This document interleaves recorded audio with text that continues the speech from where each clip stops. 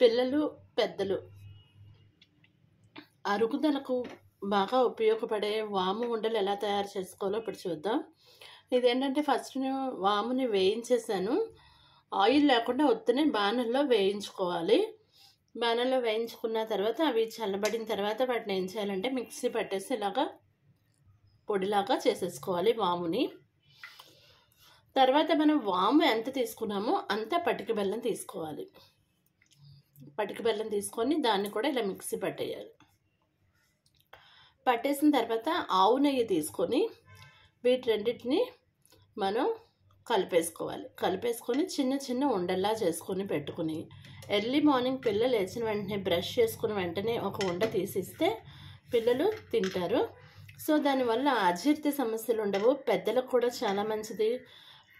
కొంచెం ఏజ్ వచ్చే కొద్ది డైజెషన్ ప్రాబ్లం ఉంటుంది కాబట్టి కొంచెం పెద్దవాళ్ళకు కూడా ఈ వాము ఉండలు రోజుకి ఒకటో రెండో తింటే, అంటే చిన్న చిన్నవి చేసుకుంటే ఒకటో రెండో తింటే చాలా మంచిది. మంచిగా డైజెషన్ అవుతుంది. ఇందులో ఉపయోగించినవన్నీ వస్తువులు కూడా మంచివే కాబట్టి శరీరానికి కూడా ఏ ప్రాబ్లము ఉండదు. సో మీరు కూడా ఈ అజీర్తి సమస్యలు పోగొట్టడానికి పిల్లలకి పెద్దలకి వాము ఉండలను వాడతారని అనుకుంటున్నాను. మళ్ళీ ఇంకొకసారి చెప్తున్నాను. ఒక 50 గ్రాములు వాము తీసుకుంటే 50 గ్రాములు పటిక బెల్లం తీసుకోవాలి. వాముని ఏం చేయాలంటే బాణల్లో నూనె లేకుండా ఉత్తినే వేయించుకోవాలి. వేయించిన తర్వాత చల్లబడిన తర్వాత వాటిని మిక్సీ పట్టేసి ఇలా పొడిలా చేసుకోవాలి. అయితే పటిక బెల్లం కూడా మనం వాము ఎంత తీసుకున్నామో అంతే పటిక బెల్లం తీసుకొని దాన్ని కూడా పొడి చేసేయాలి. రెండింటిని కలిపేసుకోవాలి.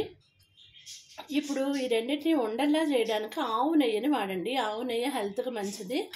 సో ఆవు నెయ్యి తీసుకొని ఆవు నెయ్యిని వీటికి ఎంత అవసరం అవుతుందో చూసుకొని అంత ఆవు నెయ్యి వేసుకొని ఉండల్లా చిన్న చిన్న ఉండల్లా చేసుకోవాలి.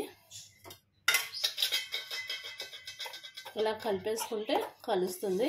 ఇప్పుడు చేత్తో మనం చిన్న చిన్న ఉండలు చేసేసి ఒక సీసాలో పెట్టి ఉంచుకుంటే పిల్లలకి రోజు మార్నింగ్ బ్రష్ చేసుకున్న తర్వాత తీసి ఒక ఉండ తీసిస్తే పెద్దవాళ్ళకి పిల్లలకి కూడా డైజెషన్ సమస్య అనేది ఉండదు.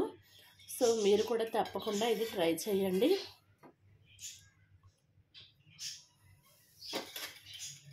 చూసారా, మనం ఇలా నెయ్యి వేసుకున్నాం కదా, ఇలా సున్నుండలాగా కలిసిపోతుంది. సో చిన్న చిన్న ఉండలు ఇలా చిన్న చిన్న ఉండలు చేసుకొని ఒక చిన్న గాజు సీసా తీసుకున్నాను నేను. ఎప్పుడు కూడా ఇలాంటివన్నీ గాజు కంటైనర్లోనే మనం ఉంచాలి.